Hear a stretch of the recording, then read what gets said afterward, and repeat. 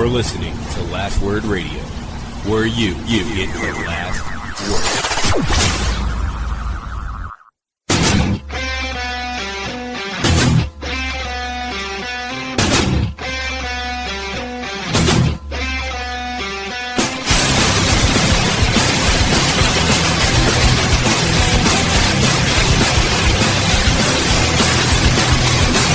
Welcome, ladies and gentlemen, to another episode of Running Wild Podcast. I'm your co-host, Rich. Alongside me, as always, my co-host, Runz. Yes, sir. All right, we're bringing you a special episode this week. We're going to be covering the Cruiserweight Classic. Much like WWE, we're going to forget about Raw this week. Yeah. We're just, I guess this is a holiday edition almost of Running Wild Podcast that no food fights. So we're just going to move forward. We can't promise that. We're going to take things a little bit more seriously with the Cruiserweight bracketology special, I guess, of the Running Wild podcast, alongside also our draft predictions, because I think we both can't wait anymore. Not necessarily our draft predictions, just kind of how we would play out the draft. Okay, fair. Yeah, I mean... Wait, right before we get started, let's just remind listeners that we're being brought to you in partnership with lastwordonsports.com, as well as pwponderings.com. You can find us and listen to our podcast on iTunes, Stitcher, Google Play. You can find us on SoundCloud. You can find us on YouTube. And we're also brought to you in partnership with Wrestling to the Max Network. Go check them out. There are tons of wrestling podcasts you can find there. All right. So let's get started with the bracketology. What did you think of the special? I love the special. I wish there was more time of them talking to Triple H. Like at the end, I really enjoyed the hell out of that quick interview they had with him at the end. You know, I really, because he's the guy behind this. So it was cool to see why he wanted to do this. And, you know, I believe when he said, like, when he first did this, he mapped it out, and his dream team commentators were Bryan and Morrow. And I like that. I think that makes a ton of sense. And, you know, clearly Bryan was hyped as hell for this, and that's going to be awesome. So, you know, getting his insight as a cruiserweight, as a guy who took this very road, and, you know, Morrow is the man. So that part is going to be excellent. I mean... I could have watched like 3 hours of that, and like they could have covered everyone. Yeah. I almost don't understand why, since it's on the network, why they didn't just go balls to the wall and cover everyone. Do 2 parts. Yeah, exactly. You can have 2 parts. You know, you can do 1 hour with these guys, 1 hour with the rest, and then that's it. I mean, but you know, whatever. I get it. I have not been this excited for a wrestling tournament. I mean, even just as events go, like 92 Royal Rumble, I'm almost feeling the same way, where like I have no idea how this is gonna go, and that makes me super hyped, because I feel like for every other tournament that I can remember, or like big event where like something was at stake like this, I kind of knew what was gonna happen, right? Like the brackets are always obvious and stuff. For me, There are a handful of guys that can legitimately win this, but to me it comes down to 2 or 3, and we'll get to that when we're making our picks. But, you know, so for me, the predictability isn't – it's a little bit predictable for me, but, you know, that's why they have this, and that's why it plays out the way it does. So we'll see what happens, but, you know, we'll get to that coming up when we make our picks. All right, so do you want to just get started with the brackets? Yeah, I mean, so the first round is taped and airing July 13th, right? So let's just say spoilers right now. If you guys want to, why don't you guys skip for the next, 3 minutes? 4 minutes? I mean, the whole thing would basically be... All right. You know, whatever. So we're just going to start with the second round matchups that are already set in stone. You know, if you look at the first round and you know anything about the indies or any of these names, it's pretty predictable who's winning those first round matches. You know, as soon as I saw who was wrestling, it was like, oh, okay, this guy's winning, this guy's winning, this guy's winning. So then it turned out that way. So, you know, we'll see how the rest goes, because now it gets a lot more interesting. So on the, I guess, left side of the bracket, we have Akira Tozawa and Jack Gallagher. If you watched the special, you saw some of Gallagher, and I think he was awesome. really entertaining. Tozawa is, very good. But I think Gallagher goes over here. Mm-hmm. I think he's more of the charismatic guy they want in this. Same option I have here. I don't really know much about Tozawa, but when I looked at the bracket, when I looked at the match, I just, especially after the way Gallagher was given the airtime and everything, I'm going to go with Gallagher. So Tozawa is very good, but I think he's in the same kind of mold with that Kendrick and Tajiri. He's not as old, but he's in that, let's bring in some good wrestlers to have good matches and then not really advance on in the tournament, Okay. So the next one is... yeah, which leads us to our next one, Tajiri and Grand Metalik. Yeah, I mean, is there really any choice here? I mean, I feel like it's got to be Grand Metalik. I don't know. I have Grand Metalik in my bracket, but I don't know. People said Tajiri looked really good in his first match. Maybe he gets another win, but I don't think there's any need for that. So I think he gets 2 good matches in, and he loses to Grand Metalik, hopefully. All right. They spoke really highly of Grand Metalik, so yeah. I think that has to mean something as well. All right, then you've got Harv. How do you say this last name? No, then we have Drew Gulak and Zack Sabre, which is one of these second-round matches where, wow, that seems early, but, it's okay. I understand why. So, yeah, that's...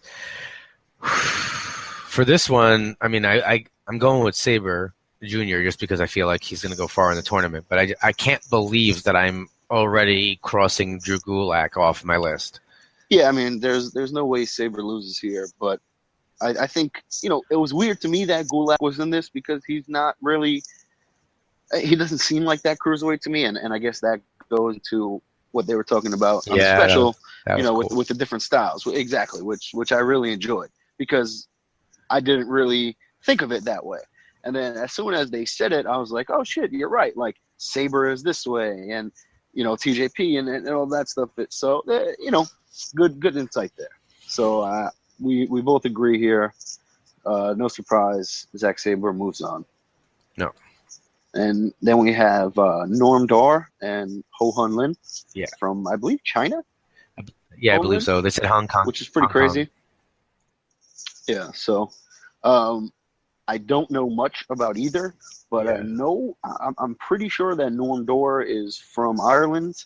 Yeah. I think he's like boys with Finn Balor, so I'm just gonna take that word for it, and I'm gonna say Norm Dar wins. I mean, in a boring so far, right? I'm gonna go with Dar too. When I looked at when I looked at the 2 names, I mean, I'll be honest with. I don't know. So I've heard of Noam Dar more.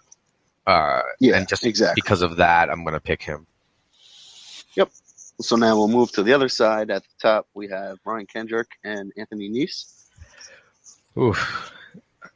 It's weird because, I've seen Nese, like at WrestlePro and everything, and I want him to win this, but I feel like Kendrick's story is going to continue a little bit more, and he wins this one. Completely agree. The Brian Kendrick goes over. I think this is a tournament for him a little bit to showcase, that he's still around, and Nese was a last-minute addition. I don't really think there's anything, there's not a big deal surrounding him. So I think Kendrick gets this one. Agreed. Then we have Kota Ibushi and Cedric Alexander, which is the second of 3 matches from the second round that is just must-see. This one is so hard for me to pick. Is it? I mean, all right, I picked Ibushi because I want my bracket to go really well, but when I watch this, I am rooting for Cedric Alexander the entire way. And if it messes up my brackets, I don't care. I want to see him win. Yeah, I'm completely in agreement with you there. Ibushi is another big focus of this tournament, so I think he's getting the win. You know, it should be a ridiculous match.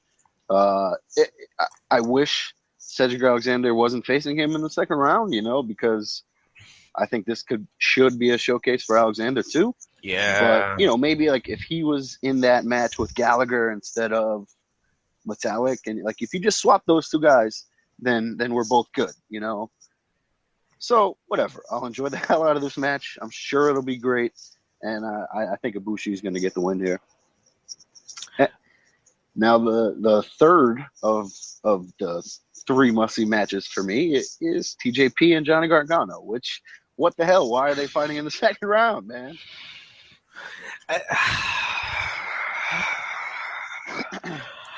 This whole side is bothering me so much. It's crazy.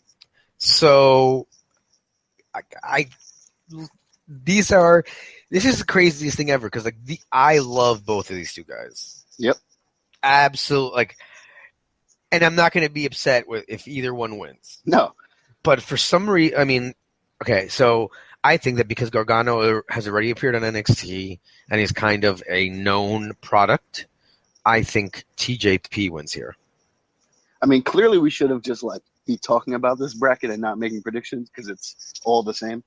Yeah, I completely agree with everything you just said.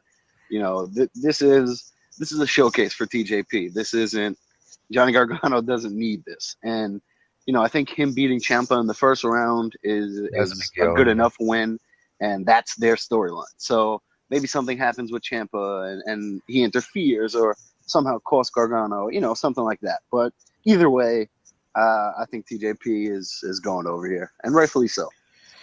It's crazy. I just can't. And then you know, continuing the streak of guys that I've interviewed now. Yes, Johnny, Lindsay Dorado, yeah, and Rich Swann. Oof. Now I'm going full mark here. I don't know. Do you know? I'm not sure you're definitely not as familiar with Swann as I am, but like he was on PWG and those kind of shows a while ago, you know? So like for me, it's like he was wrestling in Dragon Gate with Gargano. So I've seen him for a long time, and to hear like how young he still is and now this kind of a thing, it's pretty cool. So I'm definitely rolling with Rich Swann here. I think the stories that they told of him and sleeping in his car, right, or all that stuff. Yeah. So I think he's one to watch here. I think he's been signed to NXT for a while, and I think this Cruiserweight thing is like why he hasn't really been featured on TV and stuff like that.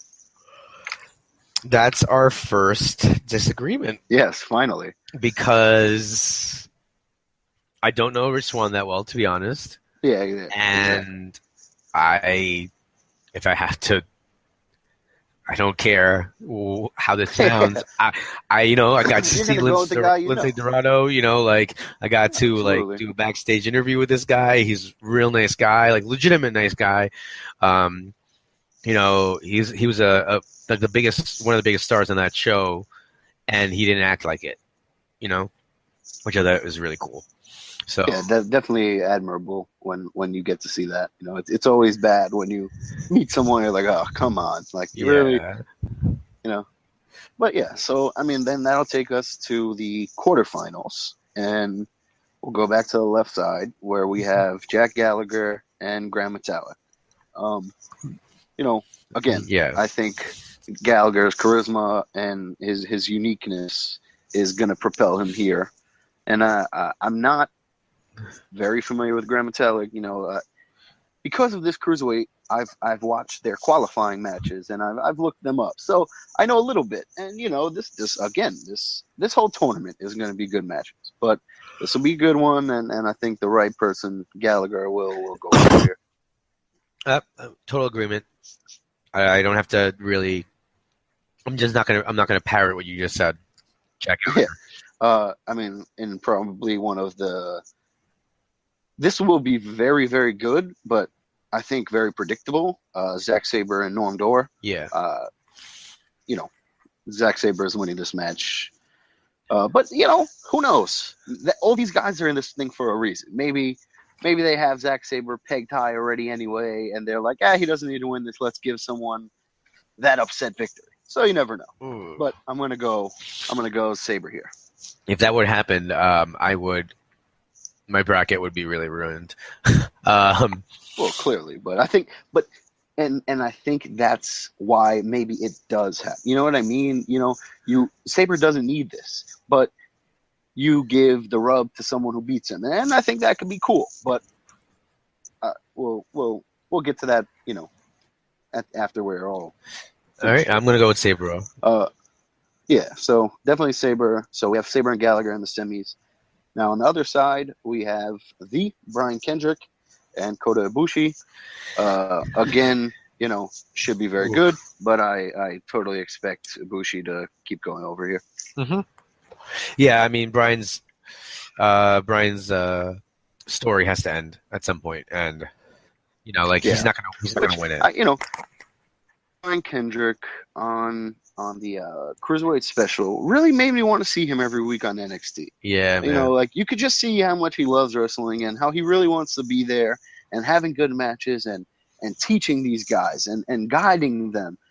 And I think there's something to that. You need those guys, and yes, Brian Kendrick was never the guy, but he's the Brian Kendrick, but he was never a superstar, Yeah. But I think he was always a talented guy, and he went all over the world. And I think there's definitely a use for that and need for guys like that. So, Ibushi goes over here, but hopefully this leads to Kendrick having a larger role with the company backstage or on TV. Yeah, no, I completely agree. We should have discussed beforehand how this was going to just be. Well, and that's why, like you said, when you said it's not predictable, this is kind of showing you how predictable it can. Okay.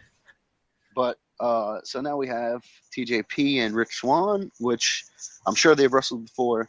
This should be another good one, but I totally think TJP is going over. And despite our last disagreement, so I'm gonna have here TJP versus Dorado, and to homogenize what our choices, TJP is even though I really like Lindsay Dorado, I think TJP goes over him. So I've got TJP moving on. Which gives us our final four of Gallagher, Sabre, Ibushi, and TJP. Yeah. I don't think anyone can argue with that. Those are the best four guys in this tournament, and really who it could and should come down to. So now maybe this is where it gets a little bit interesting for us, but we have Gallagher and Sabre. I think this is where the Cinderella story for Gallagher ends. Yeah. Even though maybe this is another good spot for Sabre to get that loss. But I think this is where Sabre goes over and, continues to shine. Yeah, I think he's going to have a really great match here with Gallagher. It's going to be a good showing, a lot of near pinfalls, and it's going to be exciting. But Sabre's going to have Sabre going on top also. So much good chain wrestling, and that will be accomplished in this match. So, Sabre is not for everyone, but if you like wrestling, you love Zack Sabre. That old, he is a William Regal. He is that old school throwback, and I like those guys. Yeah. I think you need them to balance out the high flyers and the fast pace and everything else. So it definitely works. I love that Marty Scurll and Zack Sabre match at Evolve when we were there, and it was super slow, but they do, like, even though they're wrestling slow, they're talking to the crowd and they're playing up everything. So that's what gets you into it more so than anything. Yeah, no, I totally agree. Sabre, this is gonna be awesome, and I just can't wait to see it. That's the thing, and maybe that's what I was talking about before. It's not even that it's just not. I guess it is kind of okay. We can predict it, but at the same time, what I'm really looking forward to is I don't know what these matches are going to look like. Yeah, exactly. And that I think will be exciting. They're going to be, every match is going to be good, and if it's predictable, it's okay as long as it's the right kind of predictable, and it's the right guy, and it's the right reasons, And then, all right, so our last semifinal, well, we have Kota Ibushi and TJP, and this should be extremely good. Yeah, I mean, I haven't really seen Ibushi's work, but I'm hearing so much about him. Mm-hmm. I've obviously seen TJP, and I'm kind of gonna mark here a little bit and continue to go with TJP. I don't think it's you're marking out. I think this one is literally a toss of a coin. You can go either way here, but I think the opportunity to have Zack Sabre versus Kota Ibushi in the final for your first Cruiserweight Classic is something that they won't miss out on. I think the star power of that and the international star power of that will definitely boost it. And I think that's going to be the final, Ibushi and Sabre. And, they'll plug the hell out of it. It'll be a huge deal. And then it'll make the Cruiserweight Classic more meaningful when one of those guys wins it. And it's one of the best in the world who won this. And now next year we go from there. Well, my final's different. And that means we probably both actually have a different winner for the final, because I've got Sabre and TJP, and I really like Sabre. He's very skilled. I think you're right, like it would bring more international appeal, but I feel like TJP is the guy who's most closely working with them, and I think that whoever wins will be staying with them more, and I don't think it's Sabre Jr. I think it's going to be TJP. So I'm picking TJP to win. I can't argue.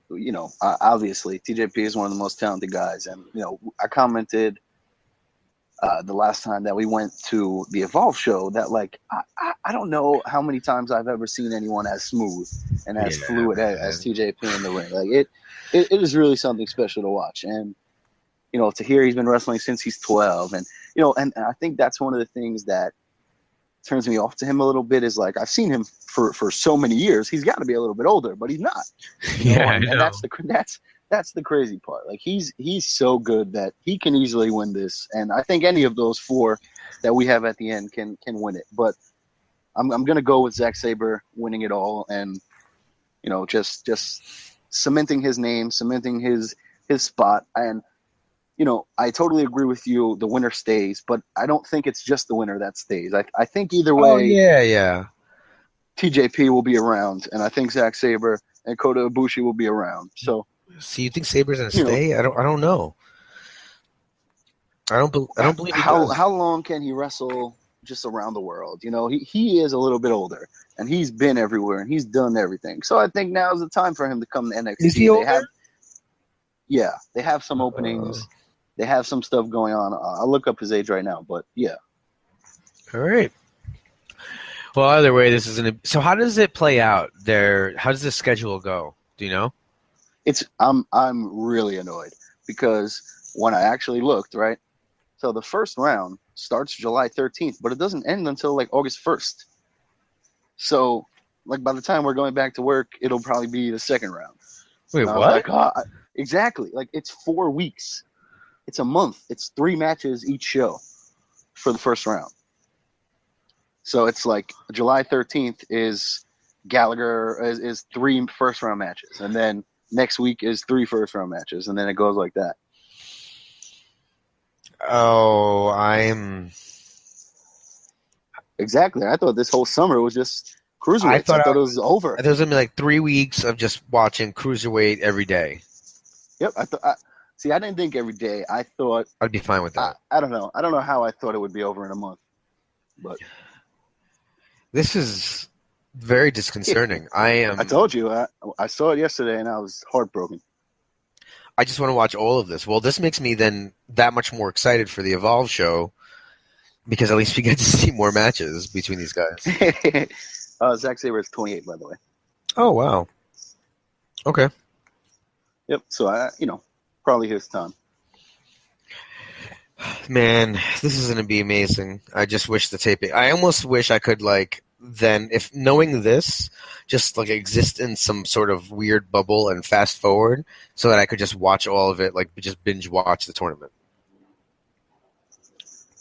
Wow, TJP is 31. That's crazy. Yeah. Imagine just sitting there and getting into a show hole, but with the Cruiserweight Classic. But then it would be over, and you wouldn't have anything else to watch. No, but I'm saying yeah, but I don't know. I'd be happy about it. So I guess with that out of the way, we should transition to our draft. Yes, we shall. You can facilitate this one. So, how do we decide who goes first? I don't know. You want to do rock, paper, scissors or something? I don't know what else we could do. All right. We will do a live radio feed of a rock, paper. That's all right. We're on video, though, so we can do it. All right. All right. 1, 2, 3, shoot. Okay. All right. We'll do best out of 3 or just one? Best out of 3, because NXT had best out of 3 this week. All right. It'll be quick. All right. Sorry, listeners. All right. Ready? Yeah. 1, 2, 3, go. You got to put it on the screen. I can't see what you're doing. Sorry. That's okay. The whole time. All right. Well, that's a tie. 1, 2, 3, shoot. Shit. Jesus. All right. All right. You just go first. It doesn't matter. I'll be SmackDown. You'll be Raw. I'll go second. All right. I'm gonna go John Cena. John Cena. Huh? Okay. I mean, that's. Thank you. Good thing I let you go first. I'll happily. I can't believe I did it, but I just was like, if I'm gonna draft a roster, and he is somebody who can now put other guys over on the card. He doesn't have to be my world champion. He just needs to be the biggest face on the show, I guess, which is, it's fine. He was on my list, and he was high up there because of the same reasons you just said. He doesn't have to be the champion, but John Cena brings in the house, and he's proven he could have matches. So definitely a good pick. But I'm gonna take the best guy in the company right now, Seth Rollins, and with a smile on my face. Yeah, I knew that was gonna happen because I think this guy, you can legitimately build a company around. Heel, babyface, either way. He can have matches with either side and great matches. So I think that's a no-brainer there. I'm having a problem here because I feel struggling. I feel like I'm gonna reach on someone just because I need that person, even though I have somebody else lined up. So that's on you. All right, I'm reaching. I'm going Kevin Owens. I wanted to go with Dean, to be honest, but Owens, I need that heel. I need that heel. I need that guy that can make anybody hate him. I don't think you really understand right now how badly I just want to pick Sami Zayn. But that's what I expect. I expect it. I don't want it. I didn't want Sami Zayn. I wanted Kevin Owens. That was my man. I should have picked him first. I knew it. Just didn't think you would go there. It's all right. It's okay. I'll take AJ Styles and continue to build around guys who can be heel or face, and move on either way. Put on great matches. It probably ruins everything. I don't even want to do this anymore now that you took Kevin Owens, but it's okay. It's all right. I'll move on. All right, I'm gonna go with Dean Ambrose. Okay.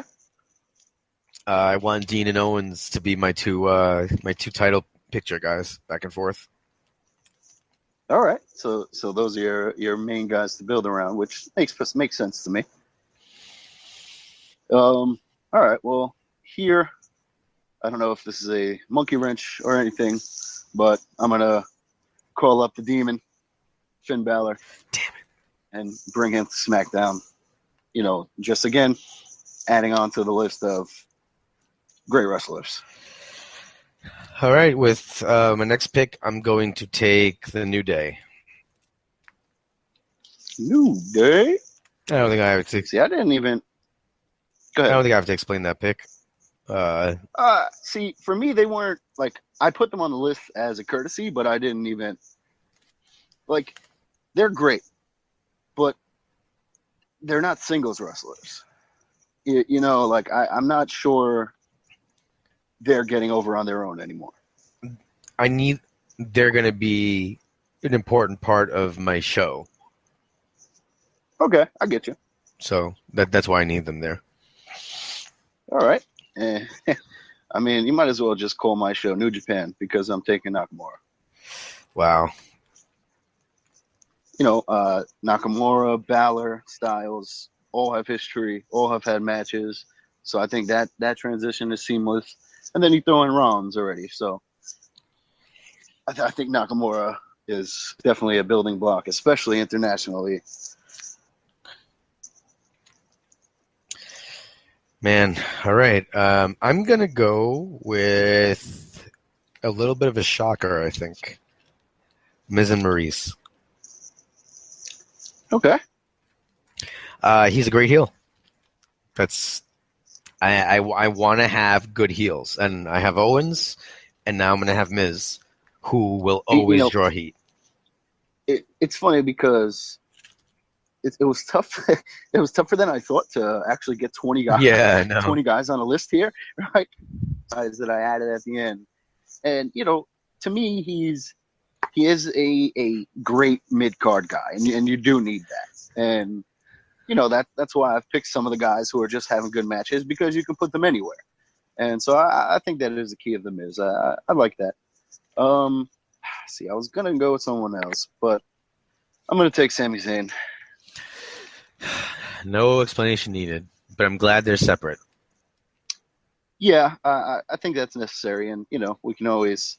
I should just make him El Generico just to piss you off even more.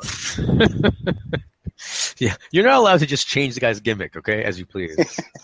Sure, I can. I run SmackDown. I can do whatever I please. All right, so I'm gonna go with a pick that I don't like, but I'm gonna go with Orton. Oof. Yeah. Not even on the list. I think that, for me, them putting him in the SummerSlam match, it's not just to get Brock Lesnar on the card. It's to do something with Orton, especially with the brand split coming. So I think that the rub he's going to get from the SummerSlam match will translate to my brand looking stronger than yours. Yeah, I mean, I think it's also just hey, Brock never fought this guy before, so yeah, let's have him wrestle. I don't know the result because they're both, you know, coming back soon, so who knows? All right. With this one, just, you know, again, not a real surprise here. I'm gonna go with Cesaro. Yeah. You know, my ROH New Japan roster is filling out exactly how I hoped it would, minus Kevin Owens. But that's okay. This will be the best wrestling show of all time. All right. Well, I'm going to go with another pick that I think is weird, but I want this guy to finally shine more. I think he's always performs great every night. I'm going to go with Dolph Ziggler. Wow. Not even on the list. So how many picks is that? 1, 2, That's 3, 7 for you. 7. I mean, see. All right. First, I'm gonna go. I can't.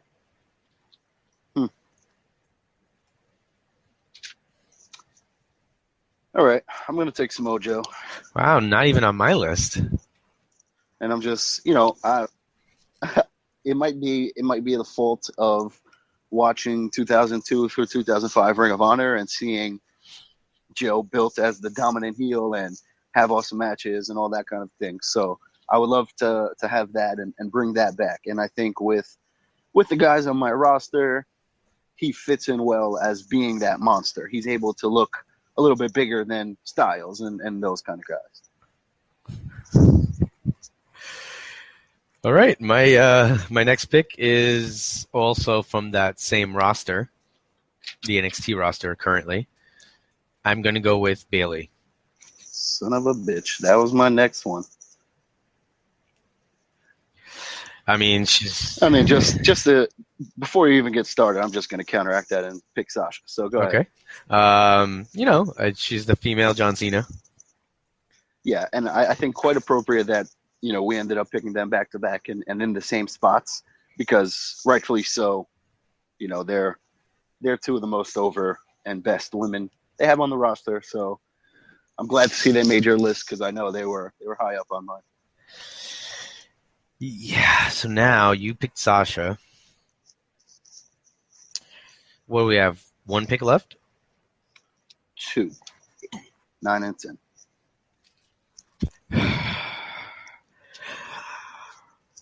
All right, I'm going to go with my boys, Enzo and Cass. All right. See, I didn't really rank any tag teams. We could figure that part out later. Yeah, I understand that. I felt for me, the way I want to build stuff, like I want them there too, Now I get to have them with I Cena. agree. They can rap a lot. As we very predictably said. I'm going to go with Rusev.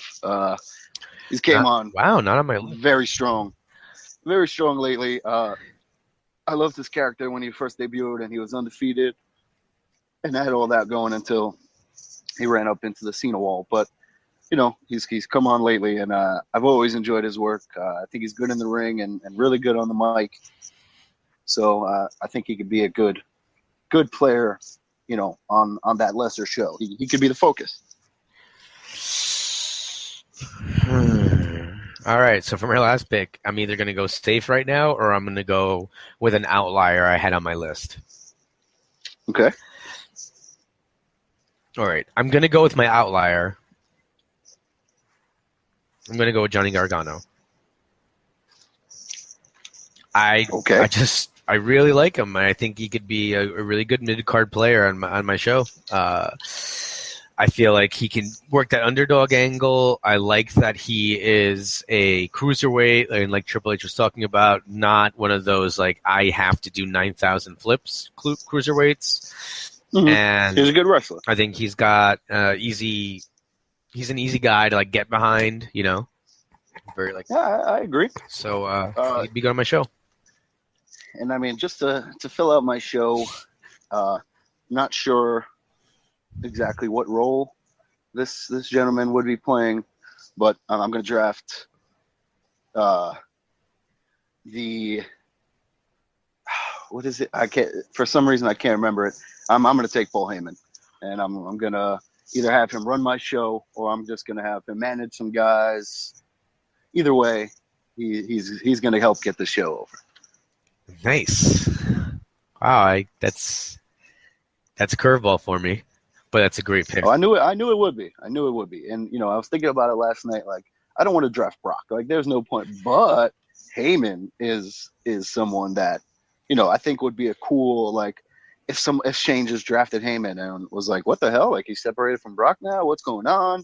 And then he's just running SmackDown. I think that's the way to draw ratings. That's the way to get eyes on SmackDown, etc. And I think, not to mention talent-wise, who's better? Well, that was fun. Obviously the draft is gonna go most likely completely different. Yeah, especially with some of my picks. I don't know. I was just building the show that I want, so I doubt that Dolph Ziggler is going to get picked as high as I put him down. I don't think that Miz will be picked as high. Owens won't be picked second. See, now, I mean, the real problem is, like, we don't know how they're going to draft. Well, yeah, there's what metric do they use, Exactly. Are they, like, if they're drafting based on, like, well, these are the best guys, then our draft will be pretty similar. But they're going to be drafting, storyline and kayfabe-wise. So that won't always play out exactly how we had it. But that's okay. Total agreement. They have a business to run, and we don't. Hey. Wrestling is our business. Do you... Was there anyone... I mean, just clearly we didn't draft Roman Reigns, and I think... Oh, hilarious. We didn't discuss that neither one of us was going to draft Roman Reigns. Amazing. It just kind of happened. But was there anyone on your list that you wish you had another pick, or like someone that you think could be, I think you took Gargano in this same light, but someone that could be a forgotten about draft pick who's, really breaks out once there's a lot of time and that kind of a thing? Well, I mean, I had someone else on my list, but I don't think this person fits that description. Like, I have feel free. I have Charlotte. Okay. After getting Bailey, I want that counterpoint, and I think she's amazingly good at being a heel, and I think that her and Bailey could have some like Ricky Steamboat like Flair type feud if done right. Well, I mean, I think Sasha is the better counterpoint for that, but I Charlotte is not far off. Yeah. So I think that'll be amazing. If you wanted me to pick somebody not random, but somebody who I think could break out aside from Gargano like that.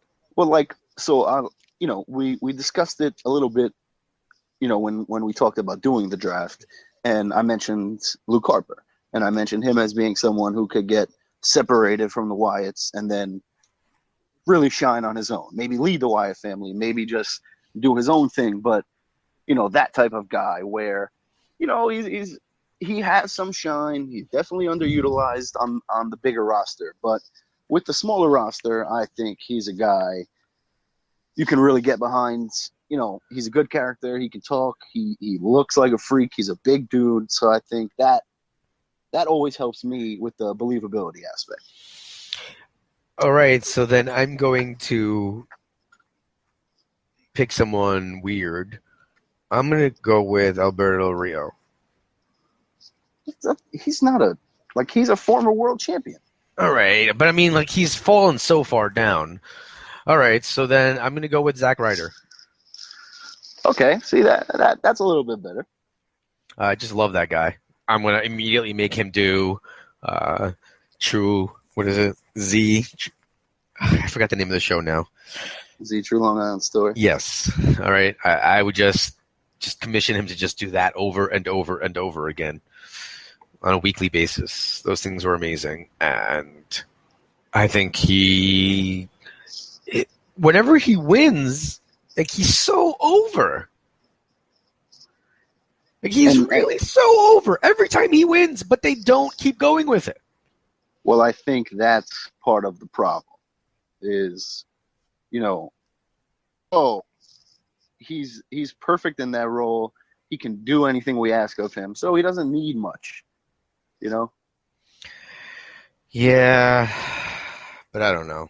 But I was just listening to the Jericho podcast, and he had Hurricane on, and he was saying how he just recently told Zack Ryder, just keep doing what you're doing, and one day Vince is going to walk by the monitor and be like, oh shit, why aren't we doing anything with that guy?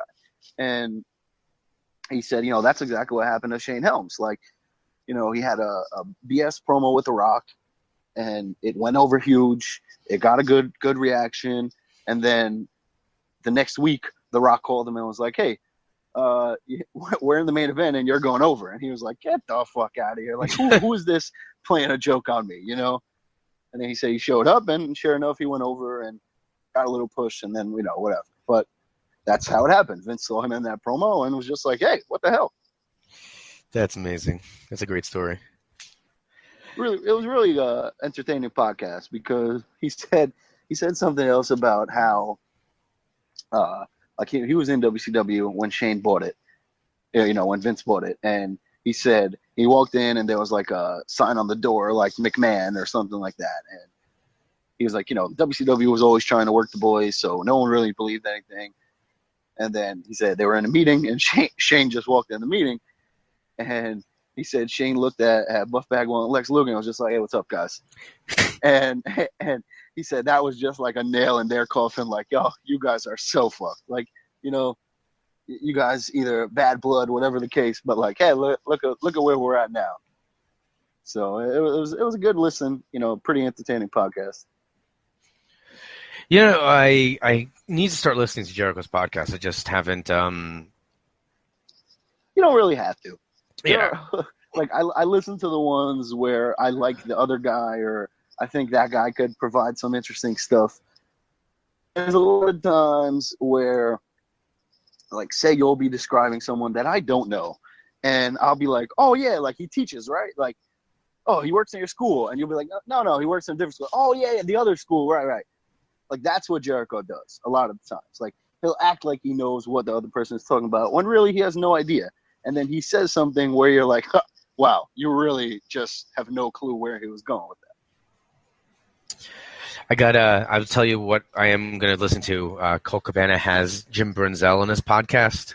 Yeah. Oh, man. That is I skipped over that one. What? I listened to one he had with this guy, RJ City, just before. But I didn't listen to Jumpin' Jim. I can't wait. I skipped RJ City, and I'm gonna listen to Jumpin' Jim because it was RJ City was a like, oh well, there's nothing else to do right now. Let's listen to some Colt Cabana, and I was like, oh, all right, well that's one of the latest ones. Okay, let's find out what this guy's got. Sorry, I surprised Stat Wife with something, and she's a little overwhelmed right now. Nice. It's like Stat Wife too. She just watched a John Cena. It's like she just watched a John Cena thing with Nikki Bella. Make a Wish. Oh, jeez. All right. Sorry about that, listeners. With that note. Well, actually, just before we go, we do have some trivia to answer. Okay. So let me get to that right now. I think we have 3 questions. I guess we also final deletion. Just here. We discussed it. We discussed it a little bit. Privately.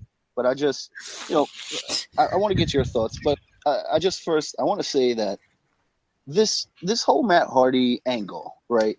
Either you bought into it or you didn't. And if you didn't buy into it, then you weren't going to enjoy any of it. Like it was an angle, it was a storyline that you really had to suspend a little disbelief, or you really had to buy in that his hatred for Jeff is this great that he's going to kill himself in order to end Jeff Hardy and all of that. So, I enjoyed that part. And when I saw the promo, I was just like, are you shitting me? Like, this guy's jumping out of a tree. There's fireworks. There's fire. 100% I'm in. This is crazy. And then the piece together match where, like, you didn't see them walking to the ropes. Sometimes they would start walking and then they'd be there. I liked that. I liked the score, the music that was playing the whole time. Jump the Swanton out of the tree, throwing him in the lake, the whole Willow thing, the fire at the end. I enjoyed the hell out of it. I was on the edge of my seat the whole match. I really liked it, man. I don't want to see it every other week or maybe ever again. Ever. But I think in this one execution, I really enjoyed it, I mean, 100%. Okay, I had to watch it. All right, I will tell everyone out there you should watch it.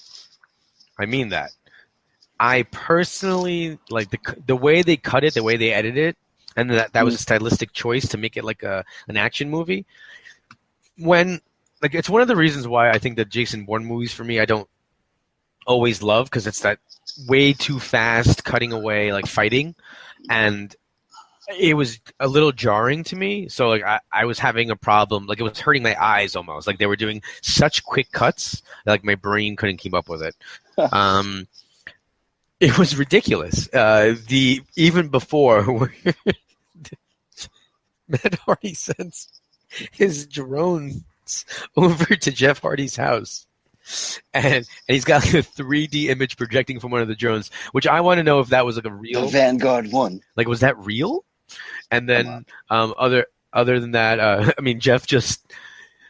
Oh, there's so many questions. Like Jeff batting him with his guitar, Matt epically like ruining his yard on the riding lawnmower, like standing on it.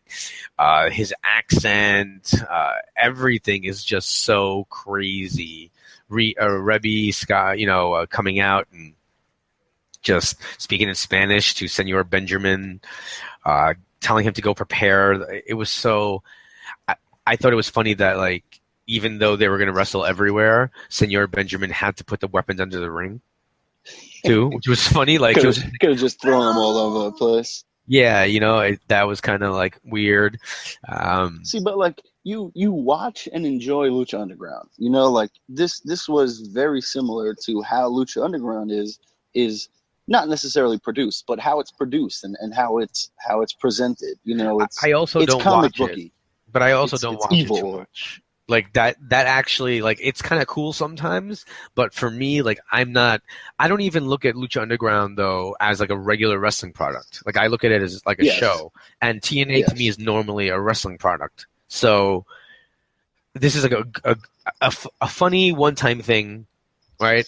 I did some way enjoy watching it. I just didn't love it. It was so like the Toxic Avenger movies. They're so bad they're good, or like Leprechaun almost. Like I'm happy I watched Leprechaun 4. In the hood, it was hilarious, but at the same time, I don't need to see it again, ever again, and I don't want to see another movie like that in particular. So I got you. Like when Vampiro was doing that stuff with. Who was it? Where he was like burning him with a candle and everything. Like I thought that was super odd, and it kind of turned me off to it a little bit. So, yeah, I can see how this can definitely be divisive in terms of either you loved it or you hated it, and so just to enjoy it for what it was is all you could do. Agreed. All right, so we have 3 questions. Let's get to these. So here's Stat Baby waking up. Question number 1. What was Cena's first finisher called? And what was its Cena name and its technical name? Is he talking... Not the FU? I mean, that's what I think he's talking about, right? This is from Adam from Brooklyn. Thank you, Adam. FU, what? I think it's the FU, and I think it's the Fireman Carry Slam, right? Or like the Death Valley Driver. Is what it's called, what right? There was no like acronym FU, like fireman uppercut, like what I don't think no. I think he just called it the FU. But no, that's a Death Valley Driver, right? That's like Perry Saturn's move. No, it's like a fireman slam. Death Valley Driver is more like you're going down with him. Okay. So we're gonna need some clarification on that one. This week nobody. I don't know. Yeah, there was a lot of. Because it could be like when he was Blueprint, and like I don't exactly. know what his move was when he was Blueprint. Also, nobody who mailed in this week sent the answers, so we'll just keep going. All right, this one is crazy. It's Gerard from the UK, which is absurd, and even in the email he says, "Hey, Rich and Runz. My name is Gerard from Bolton in the UK, and I'm probably your only UK listener." Nice, Bolton Wanderers. Suck it.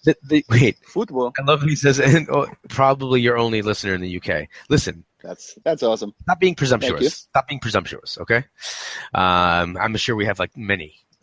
Anyway, the question is, when was Dean Ambrose's first appearance in a WWE ring? Oh, well, hold on. So first of all, I'm looking at this. And it says, the move was originally called the FU, named due to Cena's early feud with Brock Lesnar, whose finisher was the F5. Anyway. Okay, good. Continue. What was that question? I'm sorry. When was Dean Ambrose's first WWE appearance in a ring? So. Is that, see, like, that could be he was just an extra, or was it I interpret this as the first match he had. No, but it doesn't say match. It just Well, says then appearance.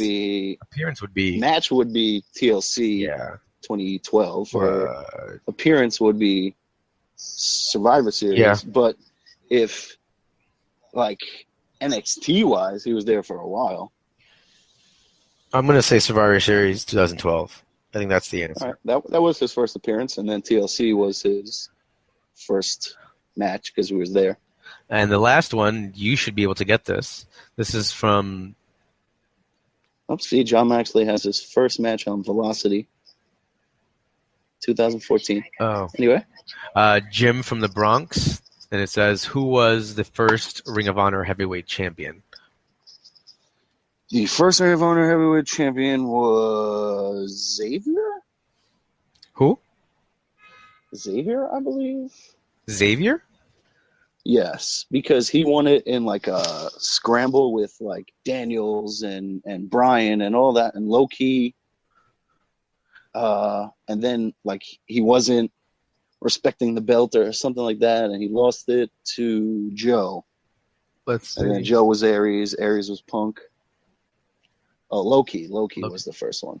And then Loki lost to Xavier. Then Xavier lost to Joe. I don't even know who Xavier is. Yeah, exactly. But yeah. Loki won. Okay. So Loki won that first four-way. That's right. And then Xavier took it off of him. And then Joe, Aries, Punk goes on down the line. Yeah. Right? It was Loki? Yeah, it was Loki, yeah. Nice job. Okay. I mean, literally, that's exactly what I've been watching is 2002, 2003.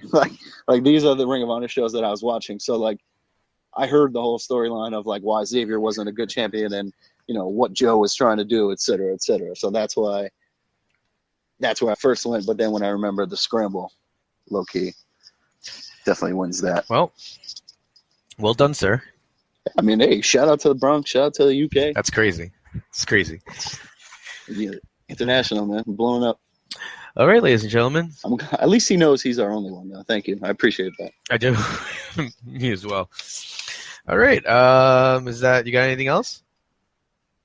Nah, man. All right. Well, then, just a reminder to everybody, we're brought to you in partnership with lastwordonsports.com. We're also brought to you in partnership with pwponderings.com and the Wrestling to the Max Network. You can find us on iTunes, Stitcher, Google Play, anywhere really you can get your iTunes. You can get a podcast, even on YouTube.